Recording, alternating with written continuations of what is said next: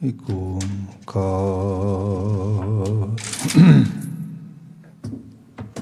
ਸਤਿਨਾਮ ਕਰਤਾ ਪੁਰਖ ਨਿਰਭਉ ਨਿਰਵੈਰ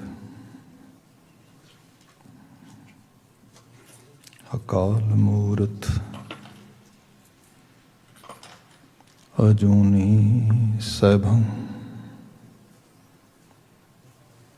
ਗੁਰ ਪ੍ਰਸਾਦ।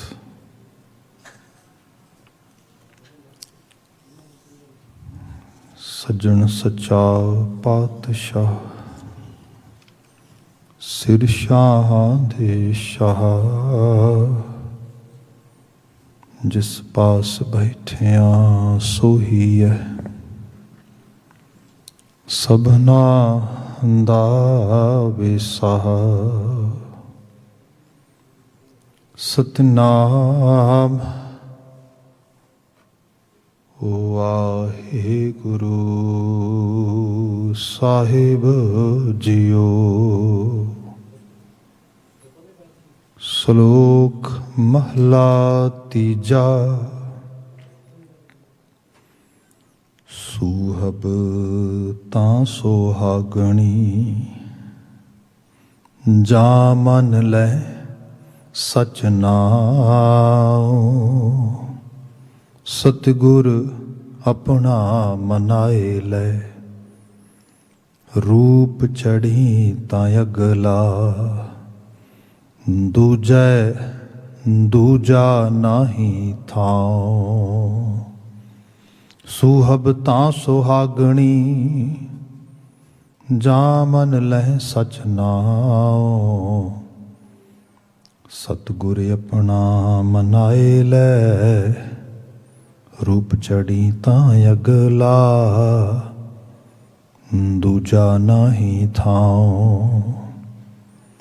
ਐਸਾ ਸ਼ਿੰਗਾਰ ਬਣਾਏ ਤੂੰ, ਮੈਲਾ ਕਦੇ ਨਾ ਹੋਵਈ। ਅਹਨਸ ਲਾਗੈ ਪਹਾਉ। ਨਾਨਕ ਸੁਹਾਗਣ ਕਾ ਕਿਆ ਚਿੰਨ੍ਹ ਹੈ, ਅੰਦਰ ਸੱਚ ਮੁਖ ਉਜਲਾ। ਖਸਮੈ ਮਾਹੇ ਸਮਾਏ। ਮਹਲਾ ਤੀਜਾ। ਲੋਕਾ ਵੇ ਹਉ ਸੁਹਵੀ, ਸੂਹਾ ਵੇਸ ਕਰੀ। ਵੇਸੀ ਸ਼ਾਹ ਨਾ ਪਾਈਐ, ਕਰ ਕਰ ਵੇਸ ਰਹੀ। ਨਾਨਕ ਤਿਨਹੀ ਸ਼ਾਹ ਪਾਇਆ, ਜਿਨੀ ਗੁਰ ਕੀ ਸਿੱਖ ਸੁਣੀ। ਜੋ ਤਿਸ ਭਾਵੈ ਸੋ ਥੀਐ, ਇਨ ਬਿਦ ਕੰਤ ਮਿਲੀ। ਪੌੜੀ। ਹੁਕਮੀ ਸ੍ਰਿਸ਼ਟ ਸਾਜੀਅਨ, ਬਹੁ ਭਿਤ ਸੰਸਾਰਾ। ਤੇਰਾ ਹੁਕਮ ਨਾ ਜਾਪੀ ਕੇਤੜਾ, ਸੱਚੇ ਅਲਖ ਅਪਾਰਾ। ਇਕ ਨਾਨੋ ਤੂੰ ਮੇਲ ਲੈ, ਗੁਰ ਸ਼ਬਦ ਵਿਚਾਰਾ। ਸਚ ਰਤੇ ਸੇ ਨਿਰਮਲੇ, ਹਉ ਮੈਂ ਤਜ ਵਿਕਾਰਾ। ਜਿਸ ਤੂੰ ਮੇਲੈ ਸੋ ਤੁਧ ਮਿਲੈ, ਸੋਈ ਸਚਿਆਰਾ। ਸਚ ਰਤੇ ਸੇ ਨਿਰਮਲੇ, ਹਉ ਮੈਂ ਤਜ ਵਿਕਾਰਾ। ਜਿਸ ਤੂੰ ਮੇਲੈ ਸੋ ਤੁਧ ਮਿਲੈ, ਸੋਈ ਸਚਿਆਰਾ। ਵਾਹਿਗੁਰੂ ਜੀ ਕਾ ਖਾਲਸਾ, ਵਾਹਿਗੁਰੂ ਜੀ ਕੀ ਫਤਿਹ। ਜੁਗੋ ਜੁਗ ਅਟਲ। ਧੰਨ ਧੰਨ ਗੁਰੂ ਗ੍ਰੰਥ ਸਾਹਿਬ ਜੀ, ਗੁਰੂ ਪਾਤਸ਼ਾਹ ਜੀ ਦੀ ਅਪਾਰ ਮਿਹਰਾਮਤ ਬਖਸ਼ਿਸ਼। ਸ਼ਾਮ ਸਮੇਂ ਅਸੀਂ ਗੁਰੂ ਕੀ ਸੰਗਤ ਨੂੰ ਮਾਣ ਰਹੇ ਹਾਂ, ਗੁਰਬਾਣੀ ਨਾਲ ਸਾਂਝ ਪਾ ਰਹੇ ਹਾਂ। ਲੜੀਵਾਰ ਗੁਰਬਾਣੀ ਵਿਆਖਿਆ ਵਿੱਚ ਸੂਹੀ ਕੀ ਵਾਰ ਮਹਲਾ ਤੀਜਾ, ਗੁਰੂ ਅਮਰਦਾਸ ਮਹਾਰਾਜ ਜੀ ਦੀ ਪਾਵਨ ਰਚਨਾ ਵਾਰ ਸਰੂਪ ਸਾਨੂੰ ਪ੍ਰਾਪਤ ਹੈ। ਆਪ ਜੀ ਨੇ ਲੜੀਵਾਰ ਚੱਲਦੀ ਵਿਆਖਿਆ ਵਿੱਚੋਂ ਅਗਲਾ ਹਿੱਸਾ ਵਿਚਾਰਨ ਗੋਚਰੇ ਮੇਨ ਜੋ ਪੈਕੇਜ ਹੈ 2 ਸ਼ਲੋਕ ਤੇ 1 ਪੌੜੀ ਇਸ ਰੂਪ ਵਿੱਚ ਸਰੋਤ ਕੀਤਾ ਹੈ। ਜਿਵੇਂ ਸਮਾਂ ਅਲਾਓ ਕਰੇਗਾ ਉਹਦੇ ਮੁਤਾਬਕ ਅਸੀਂ ਡਿਸਕਸ਼ਨ ਅੱਗੇ ਕਰਾਂਗੇ। ਪਹਿਲੇ ਸ਼ਲੋਕ ਤੋਂ ਵਿਚਾਰ ਦਾ ਆਗਾਜ਼ ਕਰ ਰਹੇ ਹਾਂ। ਸਾਹਿਬ ਜ਼ਿਕਰ ਕਰਦੇ ਨੇ ਸ਼ਲੋਕ ਮਹਲਾ 3 ਸੂਹਬ ਤਾਂ ਸੁਹਾਗਣੀ ਜਾਂ ਮਨ ਲਹਿ ਸਚ ਨਾਉ। ਸੂਹਬ ਤਾਂ ਸੁਹਾਗਣੀ। ਪਿੱਛੇ ਅਸੀਂ ਪਿਛਲੇ ਪਦਿਆਂ ਦੀ ਵਿਚਾਰ ਕਰਦੇ ਹਾਂ। ਸੂ ਹੈ ਵੇਸ ਸੁਹਾਗਣੀ। ਸੂ ਹੈ ਇਹ ਲਫ਼ਜ਼, ਸੂਹਾ ਲਫ਼ਜ਼ ਇਹ ਪੜ੍ਹਦੇ ਆ ਰਹੇ ਹਾਂ। ਇੱਥੇ ਸੂ ਹੈ ਜਾਂ ਸੂਹਾ ਦੀ ਥਾਂ 'ਤੇ ਸੂਹਬ ਹੈ। ਵੈਸੇ ਇਸ ਲਫ਼ਜ਼ ਦੇ ਥੋੜ੍ਹੇ ਜਿਹੇ ਅੱਖਰ ਬਦਲਵੇਂ ਦੇ ਰੂਪ ਦੇ ਵਿੱਚ ਬੱਬੇ ਦੀ ਥਾਂ 'ਤੇ ਜੱਜਾ ਪਾ ਦਈਏ ਅਤੇ ਸੂਹਜ ਸੋਝੀ ਭਰੀ ਚੀਜ਼, ਜਿਹਨੂੰ ਅਸੀਂ ਵਾਈਜ਼ ਜਾਂ something which is related with wisdom, ਉਹਦੇ ਨਾਲ ਅਸੀਂ ਮੇਲ ਕਰਦੇ ਹਾਂ। ਪਰ ਜੇ ਇਸ ਲਫ਼ਜ਼ ਨੂੰ ਸੂਹਬ ਦੇ ਰੂਪ ਵਿੱਚ ਹੀ ਦੇਖਦੇ ਹਾਂ ਅਤੇ ਸਾਡੇ ਕੋਲ ਸਭ ਤੋਂ ਜਿਹੜੇ ਬੈਸਟ ਸੋਰਸ ਹੈਗੇ ਨੇ, ਜਿਵੇਂ ਮਹਾਨ ਕੋਸ਼, ਉਹ ਸਿੱਧੇ ਤੌਰ 'ਤੇ ਦੀ ਟਰਾਂਸਲੇਸ਼ਨ ਸੂਹੇ ਰੰਗ ਵਿੱਚ ਕਰਦੇ ਨੇ। ਸੋ ਅਗੇਨ ਗੁਰੂ ਬਾਬਾ ਜੀ ਉਸੇ ਬਹਿਰੂਨੀ ਹਾਰ ਸ਼ਿੰਗਾਰ ਦੀ ਬਾਤ ਮੈਟਾਫੋਰਿਕ ਵੇ ਨਾਲ ਕਰਦੇ ਅਤੇ ਸਾਨੂੰ ਸੱਚ ਦਾ ਸੰਦੇਸ਼ ਦਿੰਦੇ। ਦੇਖੋ, ਚੀਜ਼ਾਂ ਨੂੰ ਕਈ ਲੈਵਲ 'ਤੇ ਸਾਨੂੰ ਸਮਝਣ ਦੀ ਲੋੜ ਹੈ। ਜੇ ਮੈਂ ਮਿਸਾਲੀ ਤੌਰ 'ਤੇ ਬਾਤ ਕਰਾਂ, ਕਿਉਂਕਿ ਬਚਨ ਸੂਹਬ ਤਾਂ ਸੁਹਾਗਣੀ, ਮਤਲਬ ਅਸਲ ਜਿਹੜਾ ਸੂਹਾਪਨ ਹੈ ਸੁਹਾਗਣ ਦਾ, ਉਹ ਇਕੱਲਾ ਵੇਸ ਨਹੀਂ ਗਾ। ਹਾਂ, ਵੇਸ is A part of culture, part of way of life, part of ਦੇ ਰੂਟੀਨ। ਜਿਵੇਂ ਤੁਸੀਂ ਦੇਖਿਆ ਹੋਏਗਾ, ਚਲੋ ਅੱਜ ਤਾਂ ਤੇ ਇਸ ਤਰ੍ਹਾਂ ਹੈ ਕਿ ਬੁੱਲੇ ਸ਼ਾਹ ਦੀ ਕਾਫੀ ਜੋ ਹੈ ਉਹ ਕਾਫੀ ਹੱਦ ਤੱਕ ਸੱਚ ਮਹਿਸੂਸ ਹੁੰਦੀ ਹੈ। ਵੀ ਉਲਟੇ ਹੋਰ ਜ਼ਮਾਨੇ ਆਏ ਤਾਂ ਮੈਂ ਭੇਦ ਸੱਜਣ ਦੇ ਪਾਏ। ਹਾਲਤ ਇਹ ਹੈ ਕਿ ਜਿਸ ਤਰੀਕੇ ਦਾ ਮਾਹੌਲ ਬਣ ਚੁੱਕਾ ਆ, ਉਹਦੇ ਵਿੱਚ ਜ਼ਮਾਨਾ ਉਲਟ ਗਿਆ ਸਾਰਾ। ਹਾਲਾਂਕਿ ਉਸ ਕਾਫੀ ਦਾ ਕੁਝ ਹਿੱਸਾ ਪੋਜ਼ੀਟਿਵ ਸੈਂਸ ਵਿੱਚ ਉਹ ਬਿਆਨ ਕਰਦੇ, ਜਿਵੇਂ ਸਿੱਖਾਂ ਦੀ ਚੜ੍ਹਤ ਦੀ ਗੱਲ ਕਰਦੇ, ਪਰ ਕੁਝ ਹਿੱਸੇ ਦੇ ਵਿੱਚ ਉਹ ਸਮਾਜ ਦੀ ਅਧੋਗਤੀ ਦੀ ਗੱਲ ਵੀ ਕਰਦੇ, ਜਿਹਦੇ ਅੰਦਰ ਇਹ ਹੈ ਕਿ ਮਤਲਬ ਮਾਵਾਂ ਧੀਆਂ ਅਤੇ ਪਿਓ ਪੁੱਤਰਾਂ ਦੇ ਵਿੱਚ ਆਪਸ ਵਿੱਚ ਕੋਈ ਇਤਫਾਕੀਅਤ ਨਹੀਂ ਗੀ। ਇਹ ਸਭ ਚੀਜ਼ਾਂ ਸਮਾਜਾਂ ਵਿੱਚ ਵਿਚਰਦੀਆਂ ਅਤੇ ਮੁੱਢ ਕਦੀਮਾਂ ਤੁਰਿਆ, ਕਿਤੇ ਵੱਧ ਗਿਆ ਕਿਤੇ ਘਟ ਗਿਆ। ਜੇ ਅਸੀਂ ਆਪਣੇ ਗੁਰਬਾਣੀ ਰਚਨਾ ਇਹਦੇ ਰਿਲੇਟਿਡ ਚੀਜ਼ਾਂ 'ਚੋਂ ਪੜ੍ਹਦੇ ਹਾਂ ਅਤੇ ਅਸੀਂ ਇਹ ਸ਼ਬਦ ਪੜ੍ਹਦੇ ਹਾਂ ਭਾਈ ਗੁਰਦਾਸ ਜੀ ਦੀਆਂ ਰਚਨਾਵਾਂ ਦੇ ਵਿੱਚ। ਉਹ ਜ਼ਿਕਰ ਕਰਦੇ ਨੇ ਵੀ ਇਸਤਰੀ ਪੁਰਖ ਹੈ ਦਾਮ ਹੇਤ ਭਾਵੇਂ ਪਾਹੇ ਕਿੱਥਾਂ ਹੋ ਆਹੀ। ਮਤਲਬ ਦਮੜੇ ਦਾ ਰਿਸ਼ਤਾ ਰਹਿ ਗਿਆ ਇਸਤਰੀ ਅਤੇ ਪੁਰਖ ਦਾ। ਇਸਤਰੀ ਪੁਰਖ ਨੂੰ ਤਾਂ ਪਿਆਰ ਕਰਦੀ ਹੈ ਜੇ ਉਹ ਦਮੜੇ ਲਿਆ ਸਕਦਾ ਘਰ, ਅਤੇ ਪੁਰਖ ਇਸ ਕਰਕੇ ਰੋਹ ਪਾਉਂਦਾ ਉਹਦੇ 'ਤੇ ਕਿਉਂਕਿ ਮੈਂ ਦਮੜੇ ਲਿਆ ਰਿਹਾ। ਕਹਿੰਦੇ ਕੋਈ ਵਾਜਬ ਰਿਸ਼ਤਾ ਨਹੀਂ ਹੈਗਾ। ਸਮਾਜਾਂ ਦੇ ਵਿੱਚ ਸਨੇਹ ਖਲੂਸ ਮੁਹੱਬਤ ਦੀ ਉਹ ਜਿਹੜੀ ਬਾਤ ਹੈ ਉਸ ਲੈਵਲ 'ਤੇ ਨਾ ਰਹੀ। ਹੌਲੀ ਹੌਲੀ ਦਮੜਿਆਂ ਦੁਆਲੇ ਉਸਰਦਾ ਸਮਾਜ ਇਸ ਲੈਵਲ 'ਤੇ ਆ ਗਿਆ ਕਿ ਜਿਹੜਾ ਦਮੜੇ ਵੱਧ ਕਮਾਉਂਦਾ ਉਹਦਾ ਰੋਹਬ ਹੈ, ਉਹੀ ਸਮਾਜ ਦਾ ਮਾਲਕ ਹੈ। ਉਸ ਰੂਪ ਵਿੱਚ ਹੋ ਗਈ ਬਾਤ। ਅਲਟੀਮੇਟਲੀ ਸਾਰੇ ਕਾਸੇ ਨੇ, ਜਿਹਨੂੰ ਮੈਂ ਬਹੁਤ ਸਰਲ ਰੂਪ ਵਿੱਚ ਬਿਆਨ ਕਰਦਾ, ਕਿ ਘਰਾਂ ਥਾਵਾਂ 'ਚ ਆਪਾਂ ਦੇਖਦੇ ਹਾਂ ਅਤੇ ਸਾਨੂੰ ਸਿੱਧੇ ਤੌਰ 'ਤੇ ਪਤਾ ਲੱਗਦਾ ਵੀ ਘਰਾਂ ਦੇ ਵਿੱਚ ਇਨ ਜਨਰਲ ਮਾਂ ਦਾ ਕਰੈਕਟਰ ਖਤਮ ਹੋ ਗਿਆ। ਹੁਣ ਦਾ ਕਾਰਨ ਇਹ ਬਣਿਆ ਵੀ ਸੋਸਾਇਟੀ ਦੀ ਬਣਤਰ ਇਹੋ ਜਿਹੀ ਬਣ ਗਈ ਕਿ 2 ਕਮਾਉਣ ਵਾਲੇ ਚਾਹੀਦੇ ਨੇ ਅਤੇ ਕਮਾਉਣ ਵਾਲਾ ਪਿਓ ਹੁੰਦਾ ਹੈ। ਇਸ ਕਰਕੇ 2 ਪਿਓ ਮਿਲ ਗਏ ਬੱਚਿਆਂ ਨੂੰ, ਮਾਂ ਇੱਕ ਵੀ ਨਾ ਰਹੀ। ਪਾਰਟ ਤੇ ਚਾਹੀਦਾ, ਆਈਡੀਅਲ ਤੇ ਇਹ ਹੈ। ਜਿਵੇਂ ਕਈ ਵਾਰ ਸੱਜਣ ਕਹਿੰਦੇ ਭਾਈ ਸਾਹਿਬ you always talk about problem, you never come toward solution side. ਮਾਫੀ ਚਾਹਾਂਗਾ, ਮੈਂ ਟਰਾਈ ਤਾਂ ਦੋਨੋਂ ਕਰਦਾ ਹਾਂ। ਪਰ ਉਹਦੇ 'ਚ ਸੋਲਿਊਸ਼ਨ ਦਾ ਪਾਰਟ ਇਹ ਹੈ ਕਿ ਜੇ ਮਾਂ ਕੁਝ ਬਾਪ ਬਣੀ ਹੈ, ਬਾਪ ਕੁਝ ਮਾਂ ਬਣੇ, ਬੈਲੈਂਸ ਤਾਂ ਇੱਥੇ ਆਏਗਾ ਉਸ ਰੂਪ ਦੇ ਵਿੱਚ। ਸੋ ਇਹ ਹੈ ਡਿਊਟੀਆਂ ਇਸ ਕਿਸਮ ਨਾਲ ਵੰਡੀ ਜਾਏ, ਸਭ ਚੀਜ਼ਾਂ ਕੀਤੀਆਂ ਜਾਣ। ਪਰ ਖੈਰ ਬਦਲਦੇ ਸਮਾਜ ਸੁਸਾਇਟੀ ਦੇ ਵਿੱਚ ਖਾਣ ਪਾਣ ਰਹਿਣ ਸਹਿਣ ਸਭ ਚੀਜ਼ਾਂ ਬਦਲੀਆਂ। ਜੇ ਆਪਾਂ ਅੱਜ ਆਰ ਲਿਬਾਸ ਦੀ ਗੱਲ ਕਰੀਏ ਆਪ ਇਨ ਜਨਰਲ ਹੁਣ ਜਿਹੜਾ ਸਾਡਾ ਉੱਥੋਂ ਦਾ ਰਹਿਣ ਸਹਿਣ ਹੈ ਉਹ ਵੀ ਬਿਲਕੁਲ ਜਿਹਨੂੰ ਪੰਜਾਬੀ 'ਚ ਅਸੀਂ ਕਹਿੰਦੇ ਕੜ ਟੁੱਟ ਜਾਣਾ, ਐਕਚੁਅਲੀ ਇਹ ਹਾਲਤ ਆ। ਇੱਥੇ ਆਪਾਂ ਕਿਸੇ ਸਟੋਰ ਚਲੇ ਜਾਈਏ ਨਾਰਥ ਅਮਰੀਕਨ ਕਲਚਰ ਦੇ ਵਿੱਚ, ਆਪਾਂ ਨੇ ਜੇ ਕੁਝ ਖਰੀਦਦਾਰੀ ਕਰਨੀ ਹੋਏ ਆਪਣੇ ਕੱਪੜੇ ਪਾਉਣ ਵਾਸਤੇ, ਤੁਹਾਨੂੰ ਇੱਕੋ ਤਰੀਕੇ ਦੀ ਜਿਹੜੀ ਉੱਥੇ ਕੱਪੜਿਆਂ ਦੀ ਬਣਤਰ ਮਿਲੇਗੀ, ਅਰਾਊਂਡ ਟੀਨ ਏਜ ਵਾਲੀ, ਬਸ ਉਸੇ ਤਰੀਕੇ ਦੇ ਜਿਹਨੂੰ ਕਹਿ ਲਓ ਕਿ ਜਿਹੜੀ ਗਬਰੇਟ ਉਮਰ ਆ ਉਸ ਉਮਰ ਦੀ ਹੀ ਕੱਪੜੇ ਮਿਲਣਗੇ ਤੁਹਾਨੂੰ, ਕਿਉਂਕਿ ਬੰਦਾ ਬਸ ਉਸੇ ਉਮਰ ਨੂੰ ਹੰਡਾਉਂਦਾ ਹੋਇਆ ਤੁਰ ਜਾਣਾ ਚਾਹੀਦਾ ਹੈ। ਹਾਲਾਂਕਿ ਉਮਰ ਦੇ ਕਈ ਪੜਾਅ ਨੇ, ਫਿਰ ਉਹਦੀ ਲੋੜ ਮੁਤਾਬਕ ਸਭ ਚੀਜ਼ਾਂ ਦੇ ਵਿੱਚ ਜਿਹੜਾ ਵੇਸ ਆ, ਹੁਣ ਤਾਂ ਵੇਸ ਹੀ ਨਾ ਰਹਿ ਗਿਆ। ਜਦੋਂ ਸੁਸਾਇਟੀ ਵਿੱਚ ਦੇਖਿਆ ਜਾਂਦਾ ਸੀਗਾ ਕਿ ਆਪਣੇ ਕਲਚਰ, ਆਪਣੇ ਸੱਭਿਆਚਾਰ ਮੁਤਾਬਕ ਲੋਕੀ ਵੇਸ ਪਾਉਂਦੇ ਸੀ, ਸੁਹਾਗਣ ਦਾ ਇੱਕ ਆਪਣਾ ਵੇਸ ਹੁੰਦਾ ਸੀਗਾ ਆਪਣੇ ਖਿੱਤੇ ਦੇ ਵਿੱਚ, ਅਸੀਂ ਦੇਖਦੇ ਸੀਗੇ। ਹਾਲਾਂਕਿ ਗੁਰਮਤ ਨੇ ਕਿਸੇ ਵੇਸ ਨੂੰ ਨਾ ਪ੍ਰਮੋਟ ਕੀਤਾ ਹੈ, ਨਾ ਕਿਸੇ ਰੂਪ ਦੇ 'ਚ ਇਹ ਕਿਹਾ ਵੀ ਇਹ ਚੰਗਾ ਹੈ ਕਿ ਮਾੜਾ ਆ। ਗੁਰਮਤ ਦਾ ਆਸ਼ਾ ਤੇ ਸਾਡੇ ਅੰਦਰ ਦੀ ਤਬਦੀਲੀ ਦਾ ਮਸਲਾ ਆ। ਜੇ ਅੰਦਰ ਨਹੀਂ ਤਬਦੀਲ ਹੋਇਆ ਤੇ ਬਾਹਰ ਪਾਇਆ ਕੀ ਕਹਿੰਦਾ ਆ। ਬਾਹਰ ਜੇ ਧਾਰਮਿਕ ਤੌਰ ਤੇ ਕਹਿ ਲਈਏ ਕਿ ਚਿੱਟਾ ਪਾ ਲਿਆ, ਕਿ ਭਗਵਾ ਪਾ ਲਿਆ, ਕਿ ਧਾਰਮਿਕ ਪਾ ਲਿਆ ਤੇ ਕਿ ਗੈਰ ਧਾਰਮਿਕ ਪਾ ਲਿਆ, ਗੁਰਮਤ ਨੇ ਤਾਂ ਸਿੱਧੇ ਤੌਰ ਤੇ ਕਿਹਾ ਵੀ ਬੰਦੇ ਵਿਖਾਉਣਾ ਕਿਹਨੂੰ ਹੈ? ਇਹ ਹੈ ਜੇ ਤੇ ਬੜਾ ਤਿਆਗੀ ਬਣ ਗਿਆ, ਤੂੰ ਨਗਨ ਫਿਰਤ ਜੋ ਪਾਈਆ ਜੋਗ, ਵੀ ਸਭ ਕੁਝ ਤਿਆਗਤਾ ਤੇ ਤੂੰ ਤੇ ਬਿਲਕੁਲ ਕਹਿ ਗਿਆ ਅਲਫ ਹੋ ਗਿਆ ਮੈਂ, ਤੇ ਹੁਣ ਬਸ ਧਰਮੀ ਬਣ ਗਿਆ। ਬਾਬਾ ਕਬੀਰ ਜੀ ਕਹਿੰਦੇ ਉਹ ਬੰਦੇ ਕਿਉਂ ਐਵੇਂ ਝੂਠ ਬੋਲ ਰਹੇ ਆਪਣੇ ਆਪ ਨੂੰ।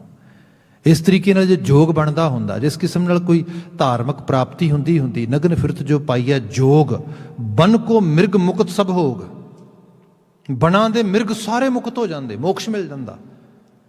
ਤੈਨੂੰ ਤੇ ਫਿਰ ਵੀ ਕਿਸੇ ਨੇ ਬਚਪਨ ਦੇ ਵਿੱਚ ਕੋਈ ਨੈਪੀ ਲਾਈ ਹੋਏਗੀ, ਕੋਈ ਕਿਸੇ ਕਿਸਮ ਦਾ ਡਾਈਪਰ ਲਾਇਆ ਹੋਏਗਾ, ਕੋਈ ਨਾ ਕੋਈ ਜਿਹਨੂੰ ਥੋੜ੍ਹਾ ਬਹੁਤਾ ਕਵਰ ਕੀਤਾ ਹੋਣਾ, ਏਜ ਤੋਂ ਬਾਅਦ ਤੂੰ ਕੱਪੜਾ ਤਿਆਗਿਆ ਹੋਣਾ। ਜਾਨਵਰਾਂ ਨੂੰ ਤੇ ਪੁਸ਼ਤਾਂ ਦੀਆਂ ਪੁਸ਼ਤਾਂ 'ਚ ਕਿਸੇ ਨੇ ਕੱਪੜਾ ਪਾਇਆ। ਕੀ ਤਿਆਗਣਾ, ਕੀ ਪਾਉਣਾ, ਇਹ ਕੋਈ ਧਰਮ ਨਹੀਂ ਗਾ।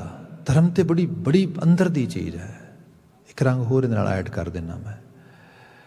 ਰੀਸੈਂਟਲੀ ਮੇਰੇ ਕੁਝ ਆਪਣੇ ਹੀ ਕੁਲੀਗ ਕਹਿ ਲਓ ਕਿ ਉਹ ਕੁਝ ਇੱਕ ਦੋ ਸਾਡੇ ਆਪਣੇ ਜਿਹੜੇ ਖਾਸ ਕਰਕੇ ਕੈਨੇਡੀਅਨ ਜਾਂ ਅਮਰੀਕਨ ਬ੍ਰਿਟਿਸ਼ ਬੌਰਨ ਕਿਡਸ ਨੇ, ਜਿਹੜੇ ਕੋਈ ਧਰਮ ਤੋਂ ਕੁਝ ਵਾਕਫੀਅਤ ਹਾਸਲ ਕਰਦੇ ਨੇ, ਪਰਿਵਾਰਾਂ ਤੋਂ, ਕੁਝ ਇੰਸਟੀਟਿਊਸ਼ਨਸ ਤੋਂ, ਕਿਉਂਕਿ ਫਿਰ ਲੈਂਗੁਏਜ ਬੈਰੀਅਰ ਨਹੀਂ ਰਹਿੰਦਾ ਤੇ ਉਹਦੇ try to produce something in English language. ਉਹ ਇੰਗਲਿਸ਼ ਦੀ ਸੇਇੰਗ ਹੈ ਵੀ little information is way dangerous than the none information. ਮਤਲਬ ਥੋੜ੍ਹੀ ਜਾਣਕਾਰੀ, ਬਿਲਕੁਲ ਜਾਣਕਾਰੀ ਨਾ ਹੋਣ ਨਾਲੋਂ ਕਿਤੇ ਖਤਰਨਾਕ ਹੈ। ਫਿਰ ਕਈ ਵਾਰ ਇਹੋ ਜਿਹੀਆਂ ਚੀਜ਼ਾਂ ਪ੍ਰੋਡਿਊਸ ਕਰਕੇ ਇੰਟਰਨੈਟ 'ਤੇ ਛੱਡ ਦਿੰਦੇ। ਇੰਟਰਨੈਟ 'ਤੇ ਜਦੋਂ ਲੋਕ ਉਹਨਾਂ ਨੂੰ ਮੇਨ ਸਟਰੀਮ ਵਿੱਚ ਸੁਣਦੇ ਤੇ ਉਹ ਕਹਿੰਦੇ ਵਾਟ, ਅਸੀਂ ਤਾਂ ਸੋਚਿਆ ਸੀਗਾ ਸਿੱਖ ਤੇ ਸਕੂਲ ਆਫ ਥਾਟ ਬੜਾ ਵੱਡਾ ਹੈ, ਇਹ ਤਾਂ ਬਿਲਕੁਲ ਉਵੇਂ ਬਿਆਨ ਕਰਦਾ ਜਿਵੇਂ ਦੂਜੇ ਧਰਮ ਬਿਆਨ ਕਰਦੇ ਨੇ। ਸੋ ਉੱਥੇ ਜਾ ਕੇ ਬਲਕਿ ਜਿਹਨੂੰ ਭਾਈ ਗੁਰਦਾਸ ਜੀ ਕਹਿੰਦੇ ਨੇ, ਜਾਨਤ ਹੈ ਉਸਤਤ ਮੂੜ, ਜਾਨਤ ਹੈ ਉਸਤਤ ਕਰਤ ਹੈ ਨਿੰਦਾ ਮੂੜ, ਐਸੇ ਹੀ ਅਰਾਧ ਤੇ ਮੋਨ ਸੁਖਦਾਈ ਹੈ। ਵੀ ਸੋਚਦਾ ਮੈਂ ਉਸਤਤ ਕਰ ਰਿਹਾ, ਕਰਦਾ ਨਿੰਦਾ ਹੈ। ਭਾਈ ਗੁਰਦਾਸ ਜੀ ਕਹਿੰਦੇ ਨਾਲ ਚੁੱਪੀ ਨਹੀਂ ਚੰਗੀ, ਚੁੱਪੀ ਕਰ ਜਾਏ। ਜੇ ਕਿਸੇ ਚੀਜ਼ ਦੀ ਵਡਿਆਈ ਨਹੀਂ ਕਰ ਸਕਦਾ, ਐਟਲੀਸਟ ਘਟਾਓ ਤੇ ਨਾ ਉਸ ਨੂੰ ਉਸ ਰੂਪ ਦੇ ਵਿੱਚ। ਚੀਜ਼ਾਂ ਹੁੰਦੀਆਂ ਨੇ, ਕੀ ਕੀਤਾ ਜਾਏ। ਉਹ ਜੇ ਇੱਕ ਬੱਚਾ ਉਹ ਹਲਾਲ ਸਿੱਖ ਕਿਉਂ ਨਹੀਂ ਖਾਂਦਾ, ਇਹਦੇ ਉੱਤੇ ਕੁਝ ਬੋਲ ਰਿਹਾ, ਉਹ ਕਾਫੀ ਵਾਇਰਲ ਹੋ ਗਈ। ਉਹਦਾ ਜਿਹੜਾ ਤਰਕ ਦੇਣ ਦਾ, ਦਲੀਲ ਦੇਣ ਦਾ ਢੰਗ ਤਰੀਕਾ ਆ, ਉਹ ਬੜਾ ਹਾਸੋਹੀਣਾ ਆ। ਅਤੇ ਉਹ ਕਿਸੇ ਸਾਡਾ ਕੁਲੀਗ ਹੈਗਾ ਕੋਈ ਮੁਸਲਮਾਨ, ਉਹਨੇ ਸੁਣਿਆ ਅਤੇ ਉਹਨਾਂ ਦੇ ਤੇ ਬੜੇ ਸਕਾਲਰ ਬੰਦੇ ਹੈਗੇ ਨੇ, ਅਤੇ ਉਹਨਾਂ ਦੇ ਕੁਝ ਕੌਮੈਂਟਸ ਕੀਤੇ ਅਤੇ ਉਹਨੇ ਮੈਨੂੰ ਕਿਹਾ ਵੀ ਆਹ ਦੇਖੀ ਤੂੰ ਅੱਜ ਕੀ ਹੈ। ਮੈਂ ਦੇਖਿਆ ਅਤੇ ਮੈਨੂੰ ਕਹਿੰਦਾ, ਮੈਂ ਕਿਹਾ ਗੱਲ ਇਹ ਹੈ, ਇਹੋ ਜਿਹੀਆਂ ਚੀਜ਼ਾਂ ਤੁਹਾਡੇ ਘਰ ਵਿੱਚ ਵੀ ਹੋਣਗੀਆਂ ਬਥੇਰੀਆਂ। ਸਾਡੇ ਘਰ 'ਚ ਸਾਨੂੰ ਪਤਾ ਹੈ ਵਾਕਫੀਅਤ ਹੈ, ਬੜਾ ਭਰਿਆ ਪਿਆ, ਕੀ ਕੀਤਾ ਜਾਏ। ਪਰ ਇਹਦੇ 'ਚ ਇਹ ਹੈ ਕਿ ਜੇ ਗੁਰਮਤ ਦੇ ਆਸ਼ੀਸ਼ ਦੇਖੋਗੇ ਨਾ, तो गुरु ग्रंथ साहब तो वड्डी तुहानूं रचना नहीं मिलेगी। मैं तुहानूं भी कह रहा being a Muslim to read, to understand, to follow even your own belief system properly। वो कहंदा what do you mean by saying it? मैं कहा गल ये है तैनूं पता है हलाल की हुंदा है? कहंदा I know actually is specific way specific actually technique to kill the animals। मैं कहा this is very superficial understanding and superficial explanation of this word। If you really want to understand halal, then come Guru Granth Sahib। महाराज बाणी च इहदी व्याख्या करदे साहब कहंदे कि जे सिख सोचा जाए ना कि मारन पाए हराम मैं होए हलाल ना जाई, भी बंदा हलाल ते हराम ये जानवर नूं मारन दे तरीके नाल इहदा सांझ नहीं हैगी। इहदा वड्डा तरीके जिहड़ा सांझ है वो हैगा तुसी अर्निंग कित्थों कीती है। जे बंदे दी अर्निंग झूठ बोल के है, ठगी करके है, पराया हक मार के है, उन्होंने जिन्ने मर्जी कलमे पढ़ के उन्होंने वढ़ लवे, वो शुद्ध थोड़ा हो जाएगा। आह चीज ये बड़ी हार्ड है फॉलो करनी। फिर एक चीज होर लै आई इहदे नाल, कई बार लोग कहंदे किसी नूं किसी मजहब दे विच एक जानवर का मांस खाना मना है, किसी होर नूं दूजे मांस खाना मना है। असी यूनीवर्सल रियलिटी च बाणी पढ़ते हैं तो बाणी बयान करती है कि हक पराया नानका उस सूवर उस गाय। भाई गां सूर के चक्कर च ना लड़ी जाओ, इत्थे लड़ो। आ जिहड़ी लड़न वाली चीज़ है कि पराया हक तो नहीं मारिया जा रहा, किते ऐसा तो नहीं तुसी उस रूप दे विच गुनहगार बन रहे हो मानवता दे, मनुखता दे। जिन्होंने बकौल मस्कीन जी क्या करते सन जो कई बार व्याख्या करते यहो जे पदियां दी, खास करके जिवें असंख चोर हराम खोर असंख गलवड हत्या कमा है। वो कहते सी कुछ बंदे है ने धरती ते जिहड़े मुर्गा नहीं खाते, बकरा नहीं खाते, सालम बंदा खा जाते हैं। एवें ही कहना उन्होंने। फिर क्योंकि जिवें दा तरीका से उन्हों का, फिर उन्हें खुद सवाल करना, कहना कोई मैनूं पुछ सकता है भाई साहब हाउ कैन यू से बंदे का कतल तो बड़ी वड्डी पनिशमेंट नाल आउंदा समाज विच।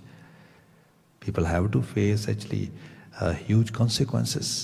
ये फिर तुसीं किवें कह रहे हो? कहंदे बंदे नूं जिउंदे नूं मारना होर गल है, बंदे नूं उस तरीके नाल जिबा करना, हौली हौली करके कटना किड्डा वड्डा पाप है। ये किहड़ा पाप है? ये पाप है जदों तुसीं उहदे हक मारदे हो, उन्हूं तंग करदे हो, उन्हूं बुलिंग करदे हो, उन्हूं सारा कुछ, सारी चीज़ की है। हुण ये हराम हलाल दी व्याख्या, ये तो बड़ी वड्डी व्याख्या है। सिक्खी आशे च भी बात आएगी। देखो किसी नूं कहण दी बजाय अपने वल वेख्या जाए। हुण वेस देखो जिहड़ा सिੱਖੀ दी आइडेंटिटी है, दस्तार केस साडा सारा रूप जिहड़ा आ, ये रूप लैके असी गुरु वाले बनते हैं। असी इंज कहने असी गुरु के हाँ, सानू एक्चुअली ना ही मिलता सीगा ये गुरु के ने। क्योंकि असी पंजाबी समझ ना के लफज जिहड़ा आ फलाने के तुहानू बड़ी आसानी नाल समझ आ। लोगों की अल पैंदी एक नाम पैंदा स्पैसीफिकली। अड़ा लास्ट नेम तो भी बड़ा एम्फेसाइज किया ना, ये तो अंग्रेज़ों के आने तो बाद होया बहुता, पहला नहीं सी हुंदा इन्ना। तो खास करके वैसटर्न मुल्कों के विच क्योंकि सारा कुछ उन्होंने कंप्यूटराइज करना है, so last name really actually helpful for them to put actually. Otherwise सिखा के नाम जो कोई भी इन जनरल नाम लै लो तुसी, कोई भी किसी जिहड़ा हैगा तरीके दे नाल, कोई शेर सिंह लै लो, कोई होर जिहड़ा हैगा सुरजीत सिंह लै लो, एनी काइंड ऑफ नाम, तुहानू एक छोटे जे 20-30 घरां दे पिंड विचों कोई 5 लभ जाणगे, 7 लभ जाणगे।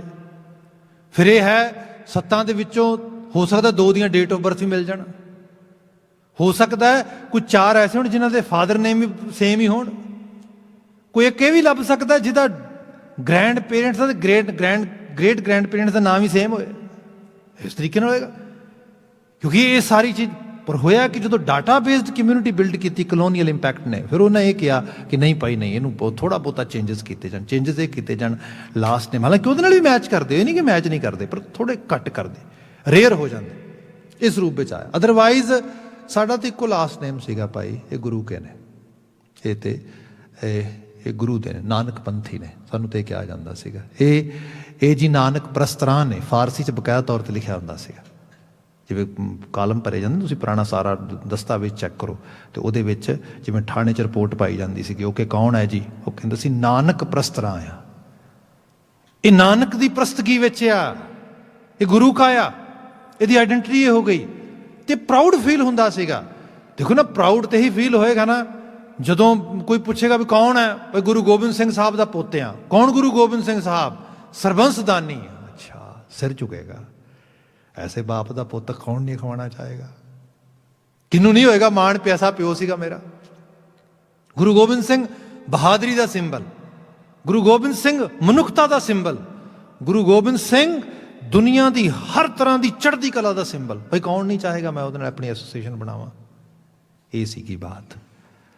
ਬਾਕੀ ਬਾਤ ਰਹੀ ਕਿ ਬੰਦਾ ਇਸ ਭੁਲੇਖੇ 'ਚ ਹੋਏ ਕਿ ਮੈਂ ਕੁਝ ਖਾਸ ਲਿਬਾਸ ਬਣਾ ਲਿਆ ਅਤੇ ਉਹਦੇ ਨਾਲ ਮੇਰੇ ਅਮਲ ਕਰਮਾਂ ਦੇ ਪਾਪ ਮਿਟ ਜਾਣਗੇ, ਮੇਰੀ ਜਿਹੜੀ ਹੈ ਮਾੜੇ ਕੰਮਾਂ ਤੋਂ ਰਿਜ਼ਲਟ ਜਿਹੜੇ ਆਉਣੇ ਨੇ, ਸਿੱਟੇ ਆਉਣੇ ਨੇ, ਉਹਨਾਂ ਦੀ ਖਲਾਸੀ ਮਿਟ ਜਾਏਗੀ, ਉਹਨਾਂ ਦੀ ਖਲਾਸੀ ਹੋ ਜਾਏਗੀ। ਐਸਾ ਕੁਛ ਨਹੀਂ ਗਾ।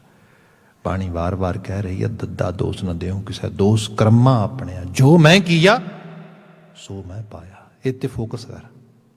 ਇੱਥੇ ਜ਼ਿਕਰ ਆਇਆ, ਸਾਹਿਬ ਕਹਿੰਦੇ ਹੋਣਾ ਸੁਹਾਗਣ ਚਾਹੁੰਦਾ ਨਾ, ਸੁਹਾਗਣ ਖੁਸ਼ੀ ਦੇ ਇੰਤਹਾ। ਜੀ ਬੇਗਮ ਦੀ ਕੱਲ ਬਾਤ ਕਰ ਰਹੇ ਸੀ ਆਪਾਂ। ਇੱਥੇ ਬਚਨ ਆਇਆ, ਸੂਹਬ ਤਾਂ ਸੁਹਾਗਣੀ ਜਾਂ ਮੰਨ ਲੈ ਸੱਚ ਨਾਉ। ਭਈ ਤਾਂ ਹੀ ਸੁਹਾਗਣੀ ਜੇ ਸੱਚ ਦੇ ਨਾਮ ਨੂੰ ਮੰਨਦੀ ਹੈ। ਇੱਥੇ ਹੁਣ ਸੱਚ ਦਾ ਨਾਮ ਕੀ ਹੈ? ਗੁਰੂ ਗ੍ਰੰਥ ਸਾਹਿਬ ਵਿੱਚ ਬਹੁਤ ਕਲੀਅਰ ਗੱਲਾਂ ਨੇ। ਜੇ ਆਪਾਂ ਥੋੜ੍ਹਾ ਜਿਹਾ ਧਿਆਨ ਦੇ ਲਈਏ ਤਾਂ ਸਾਹਿਬ ਜ਼ਿਕਰ ਕਰਦੇ, ਬੰਦਾ ਕਹਿੰਦਾ ਅੰਦਰੋਂ ਬਾਹਰੋਂ ਸੁੱਚਾ ਹੋ ਜਾ। ਸ਼ਬਦ ਆਪ ਨੇ ਪੜ੍ਹਿਆ ਹੋਣਾ। ਸਭ ਕਹਿੰਦੇ ਸੁੱਚੇ ਇਹ ਨਾ ਆਖੀਐ ਬਹਿਣ ਜੋ ਪਿੰਡਾ ਤੋਏ। ਫਿਰ ਮਹਾਰਾਜ ਕੌਣ ਨੇ? ਸੁੱਚੇ ਸਈ ਨਾਨਕਾ ਜਿਨ ਮਨ ਵਸਿਆ ਸੋਏ। ਸਾਹਿਬ ਕਹਿੰਦੇ ਕਿ ਜੇ ਸੁੱਚ ਹੋਏ ਤਾਂ ਸੱਚ ਪਾਈਏ। ਕਈ ਵਾਰ ਵਿਆਖਿਆ ਕੀਤੀ ਜਾਂਦੀ ਭਾਈ ਸੁੱਚ ਹੋਏ ਤਾਂ ਜਾ ਕੇ ਸੱਚ ਮਿਲਦਾ। ਨਾ, ਸੁੱਚ ਹੋਏ ਤਾਂ, ਇਹ ਸੁੱਚ ਦੀ ਅਵਸਥਾ ਤਾਂ ਬਣੇਗੀ ਸੱਚ ਪਾਈਏ, ਜੇਕਰ ਸੱਚ ਦੇ ਕੋਲ ਜਾਏਗਾ। ਇੱਥੇ ਗੁਰੂ ਮਹਾਰਾਜ ਕਹਿੰਦੇ ਸੂਹਬ ਤਾਂ ਸੁਹਾਗਣੀ ਜਾਂ ਮੰਨ ਲੈ ਸੱਚ ਨਾਉ। ਜੇ ਸੱਚ ਦੇ ਨਾਮ ਨੂੰ ਮੰਨੇਗਾ, ਸੱਚਿਆਰ ਹੋਏਗਾ, ਜੇ ਅਸਲ ਵਿੱਚ ਮੰਨੇਗਾ। ਅਸਲ ਕੀ ਹੈ? ਅਸਲ ਹੈ ਮੈਂ ਗਲਤੀਆਂ ਦਾ ਪੁਤਲਾ ਹਾਂ, ਮੈਨੂੰ ਮੰਨਣਾ ਚਾਹੀਦਾ ਆ। ਅਸਲ ਇਹ ਹੈ ਮੈਨੂੰ ਆਪਣੀਆਂ ਗਲਤੀਆਂ ਨੂੰ ਸੁਧਾਰਨ ਵਾਸਤੇ ਯਤਨ ਪਾਉਣਾ ਕਰਨਾ ਚਾਹੀਦਾ ਹੈ। ਅਸਲ ਇਹ ਹੈ ਮੈਂ ਜ਼ਾਹਲ ਹਾਂ, ਇਲਿਟਰੇਟ ਹਾਂ। I need to learn something, to where to go. ਗੁਰੂ ਦੇ ਕੋਲ ਆਵਾਂ, ਇਸ ਸੱਚ ਦਾ ਅਖਤਿਆਰੀ ਹੋ ਜਾ ਮੈਂ। ਇਹਨੂੰ ਸਾਹਿਬ ਨੇ ਕਿਹਾ ਇਹਦੇ ਵਿੱਚ ਕਿ ਮੰਨ ਲੈ ਸੱਚ ਨਾਉ, ਸਤਿਗੁਰ ਆਪਣਾ ਮਨਾਏ ਲੈ। ਬਿਲਕੁਲ ਸਿੱਧੇ ਤੌਰ 'ਤੇ ਸਤਿਗੁਰੂ ਨੂੰ ਮਿਲਾ ਆਪਣੇ ਨੂੰ। ਦੇਖੋ ਹਾਰ ਸ਼ਿੰਗਾਰ ਜਦੋਂ ਅਸੀਂ ਇੱਕ ਉਸ ਇੰਟੀਮੇਸੀ ਵਾਲੇ ਰਿਲੇਸ਼ਨਸ਼ਿਪ ਵਿੱਚ ਚਲੇ ਜਾਂਦੇ ਹਾਂ, ਸੁਹਾਗਣ ਦਾ ਮਜਾਜੀ ਰੰਗ 'ਚ ਤੁਸੀਂ ਦੇਖੋ ਸਾਰਿਆਂ ਨੂੰ, ਉਹਦੇ ਲਈ ਲਿਬਾਸ ਪਾਉਣੇ, ਮੇਕਅਪ ਲਾਉਣੇ, ਸਭ ਚੀਜ਼ਾਂ ਕਾਹਦੇ ਲਈ? ਕਿਸੇ ਦੀ ਅਟੈਂਸ਼ਨ ਬਾਏ ਕਰਨ ਵਾਸਤੇ। ਧਾਰਮਿਕ ਤੌਰ 'ਤੇ ਬੰਦੇ ਨੇ ਸੋਚਿਆ, ਜਿਹਨੂੰ ਸਾਹਿਬ ਨੇ ਕਿਹਾ ਮੱਥਾ ਤਿਲਕ ਹੱਥ ਮਾਲਾ ਬਾਨਾ ਬਣਾ ਲਈਆਂ ਐਵੇਂ ਦੀਆਂ ਚੀਜ਼ਾਂ ਬੰਦੇ ਨੇ। ਗਜ ਸਾਡੇ ਤਹਿ ਧੋਤੀਆਂ ਤੇਹਰੇ ਪਾਇਨ ਤੱਗ, ਗਲੀ ਜਿਨ੍ਹਾਂ ਜਪ ਮਾਲੀਆਂ, ਇਹ ਬਣਾ ਲਏ ਲਿਬਾਸ ਸਾਰੇ ਦੇ ਸਾਰੇ। ਪਰ ਗੁਰੂ ਬਾਬਾ ਜੀ ਕਹਿੰਦੇ ਕਿ ਉਹਨੂੰ ਤੂੰ ਕਢਾਵਾ ਹੀ ਸਮਝਿਆ, ਉਹਨੂੰ ਪਤਾ ਨਹੀਂਗਾ, ਉਹ ਨਹੀਂ ਜਾਣਦਾ ਇਹ ਸਭ ਕੁਝ ਜਿਹੜਾ ਹੈਗਾ ਇਹ ਫੇਕ ਆ। ਦੁਨੀਆਦਾਰੀ ਤੇ ਚੱਲ ਜਾਏਗਾ ਥੋੜ੍ਹਾ ਬਹੁਤਾ ਫੇਕ ਮੇਕਅਪ ਕਰਕੇ, ਹੋ ਸਕਦਾ ਕੋਈ ਪ੍ਰਭਾਵਿਤ ਹੋ ਜਾਏ। ਅਧਿਆਤਮਿਕ ਤਲ ਤੇ ਭਾਈ ਅੰਦਰ ਪੜ੍ਹਿਆ ਜਾਏਗਾ ਤੇਰਾ। ਇੱਥੇ ਸਾਹਿਬ ਨੇ ਬਿਆਨ ਕੀਤਾ ਆ, ਸਤਿਗੁਰ ਆਪਣਾ ਮਨਾਏ ਲੈ, ਉਹਨੂੰ ਮਨਾ, ਉਹਦਾ ਮੰਨਣਾ ਜ਼ਰੂਰੀ ਹੈ, ਉਹਦੇ ਨਾਲ ਸਾਂਝ ਬਣਾ। ਫਿਰ ਕਿਹਾ ਰੂਪ ਚੜ੍ਹੀ ਤਾਂ ਅਗਲਾ। ਇਹਦੀ ਵਿਆਖਿਆ ਟੀਕਾਕਾਰ ਇਹ ਕਹਿੰਦੇ ਨੇ ਕਿ ਰੂਪ ਚੜ੍ਹੀ ਤਾਂ ਅਗਲਾ, ਜੇ ਉਸ ਨੈਕਸਟ ਸਟੈਪ ਨੂੰ ਅਖਤਿਆਰ ਕਰੇਗਾ ਤਾਂ ਅਸਲ ਰੂਪ ਚੜ੍ਹੇਗਾ ਤੈਨੂੰ। ਅੱਜ ਦੀ ਦੁਨੀਆ 'ਚ ਮੰਨਿਆ ਜਾਂਦਾ ਹੈ ਸੂਰਤ ਤੇ ਸੀਰਤ ਦਾ ਸੁਮੇਲ ਆ। ਅਨਫੋਰਚੂਨੇਟਲੀ ਜੇ ਮੈਂ ਫੈਮਿਨਨ ਜੈਂਡਰ ਤੋਂ ਹੀ ਗੱਲ ਕਰਾਂ ਤੇ ਬੜੀ ਐਡਵਾਂਸ ਸੁਸਾਇਟੀ ਹੋ ਗਈ ਹੈ। ਐਕਚੁਅਲੀ ਐਡਵਾਂਸ ਸੁਸਾਇਟੀ ਨਾ ਕਹਿ ਕੇ ਇਹ ਕਿਹਾ ਜਾਏ ਬੜੀ ਮੀਨ ਤੇ ਕਲੈਵਰ ਸੁਸਾਇਟੀ ਹੋ ਗਈ ਹੈ। That would be the real word. ਔਰਤ ਦੀ ਹੋਣੀ ਨਹੀਂ ਬਦਲੀ, ਉਹ ਕੱਲ੍ਹ ਵੀ ਇੱਕ ਉਹਨੂੰ ਆਬਜੈਕਟ ਦੇ ਤੌਰ 'ਤੇ ਜਿਹੜਾ ਹੈਗਾ ਡੀਲ ਕੀਤਾ ਜਾਂਦਾ ਸੀ, ਅੱਜ ਵੀ ਉਵੇਂ ਡੀਲ ਕੀਤਾ ਜਾਂਦਾ। ਅੱਜ ਵੀ ਉਸ ਗਲੈਮਰਾਈਜ਼ ਲੈਵਲ 'ਤੇ ਲਿਆ ਕੇ ਕੀ ਤੁਸੀਂ ਐਡ ਬਿਜ਼ਨਸ ਵਿੱਚ ਲੈ ਲਓ, ਹਰ ਥਾਂ 'ਤੇ ਇਸੇ ਰੂਪ ਵਿੱਚ ਸਭ ਚੀਜ਼ਾਂ ਕੀਤੀਆਂ ਜਾਂਦੀਆਂ ਨੇ। ਈਵਨ ਇਹ ਵੀ ਅਹਿਸਾਸ ਨਹੀਂ ਗਾ, ਇਹ ਹਾਲਾਂਕਿ ਚਾਹੀਦਾ ਤਾਂ ਇਹ ਸੀਗਾ ਕਿ ਜਿਹਨੂੰ ਅਸੀਂ ਮਾਡਰਨ ਐਸਪੈਕਟ ਕਹਿ ਰਹੇ ਹਾਂ, ਇਹ ਐਜੂਕੇਸ਼ਨ ਦਾ ਕਰਕੂਲਮ ਦਾ ਪਾਰਟ ਹੁੰਦਾ ਜਿਹਦੇ ਦੱਸਿਆ ਜਾਂਦਾ ਬੰਦੇ ਦੀ ਸੂਰਤ ਨਹੀਂ, ਬੰਦੇ ਦੀ ਸੀਰਤ ਦੀ ਉੱਥੇ ਸਾਰੀ ਬਾਤ ਕੀਤੀ ਜਾਏ, ਉਹਦੀ ਡਿਵੈਲਪਮੈਂਟ ਨਾਲ ਗੱਲ ਬਣਦੀ ਹੈ। ਅਸੀਂ ਰੇਸ਼ਿਜ਼ਮ ਦੀ ਗੱਲ ਕਰਦੇ ਹਾਂ, ਸੈਕਸਿਜ਼ਮ ਦੀ ਗੱਲ ਕਰਦੇ ਹਾਂ, ਜੈਂਡਰ ਬੇਸਡ ਡਿਸਕ੍ਰਿਮੀਨੇਸ਼ਨ ਦੀ ਗੱਲ ਕਰਦੇ ਹਾਂ, ਪਰ ਸਰਫੇਸ 'ਤੇ ਗੱਲਾਂ ਹੁੰਦੀਆਂ, ਰਿਐਲਿਟੀ ਦੇ ਵਿੱਚ ਦੇਖਿਆ ਜਾਏ ਸਮੁੱਚਾ ਇਕਨੋਮਿਕਲ ਤੇ ਸੋਸ਼ਲ ਸਟਰਕਚਰ ਜਿਹੜਾ ਹੈ, ਇਕਨੋਮਿਕ ਸੋਸ਼ੀਓ ਜਿਹੜਾ ਸਭ ਉਹਦੇ ਵਿੱਚ ਤੇ ਬਲਕਿ ਇਹਨਾਂ ਚੀਜ਼ਾਂ ਦਾ ਪ੍ਰਮੋਸ਼ਨ ਪਿਆ ਸਾਰਾ। ਜਿਸ ਚੀਜ਼ ਤੋਂ ਬਾਹਰ ਕੱਢ ਕੇ ਬਲਕਿ ਕਿਹਾ ਜਾਏ ਕਿ ਜਿਹੜੀ ਫਿਜ਼ੀਕਲ ਤੁਹਾਡੀ ਜਿਹੜੀ ਹੋਂਦ ਆ ਇਹ ਤਾਂ ਹੀ ਵੈਲਿਊ ਕਰੇਗੀ ਜੇ ਤੁਸੀਂ ਅੰਦਰਲੀ ਦੁਨੀਆ ਦੇ ਵਿੱਚੋਂ ਬਦਲੋਗੇ ਤੇ ਅੰਦਰ ਤੁਹਾਡੇ ਕੋਲ ਲਿਆਕਤ ਹੋਏ, ਐਬਿਲਿਟੀ ਹੋਏ, ਗੁਣ ਹੋਣ, ਇਹ ਸਭ ਚੀਜ਼ਾਂ ਹੋਣ। ਗੁਰੂ ਬਾਬਾ ਜੀ ਦੀ ਵਾਰ-ਵਾਰ ਬਾਤ ਕਰਦੇ ਨੇ, ਧਾਰਮਿਕ ਤੌਰ 'ਤੇ ਮਹਾਰਾਜ ਬਿਆਨ ਕਰਦੇ ਜਿਸ ਸ਼ਾਂਤੀ ਤੱਕ ਪਹੁੰਚਣਾ ਹੀ ਨਾ ਉਹ ਇਸ ਅਗਲੇ ਸ਼ਿੰਗਾਰ ਵਿੱਚੋਂ ਆਏਗੀ।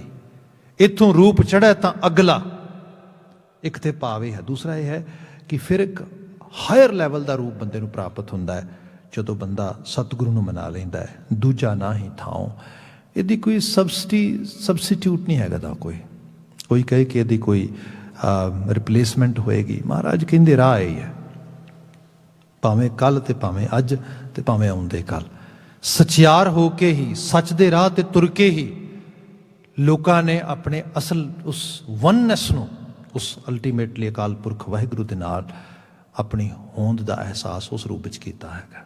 ਅਗਲੀ ਲਾਈਨ ਇਹਦੇ ਵਿੱਚ, ਐਸਾ ਸ਼ਿੰਗਾਰ ਬਣਾਏ ਤੂੰ ਮੈਲਾ ਕਦੇ ਨਾ ਹੋਵੇ। ਬਾਹਰ ਦੇ ਸ਼ਿੰਗਾਰ ਬਣਦੇ ਨੇ ਮੈਲੇ ਹੋ ਜਾਂਦੇ ਨੇ। ਮਹਿੰਗੇ ਤੋਂ ਮਹਿੰਗੇ ਸ਼ਿੰਗਾਰ ਲਵਾ ਲਓ, ਮਹਿੰਗੇ ਤੋਂ ਮਹਿੰਗੇ ਅੱਜ ਕੱਲ੍ਹ ਤੇ ਮਤਲਬ ਸੈਲੂਨ, ਪਾਰਲਰ ਤੇ ਇਹ ਸਭ ਚੀਜ਼ਾਂ ਇੰਡਸਟਰੀ ਹੈ ਬੜੀ ਵੱਡੀ। ਕਾਸਮੈਟਿਕ ਇੰਡਸਟਰੀ ਤੋਂ ਵੱਡੀ ਕਿਹੜੀ ਇੰਡਸਟਰੀ ਹੋਏਗੀ? ਪਰ ਇਹ ਸਭ ਚੀਜ਼ਾਂ ਕਿੰਨੀ ਕੁ ਦੇਰ ਚੱਲਦੀਆਂ?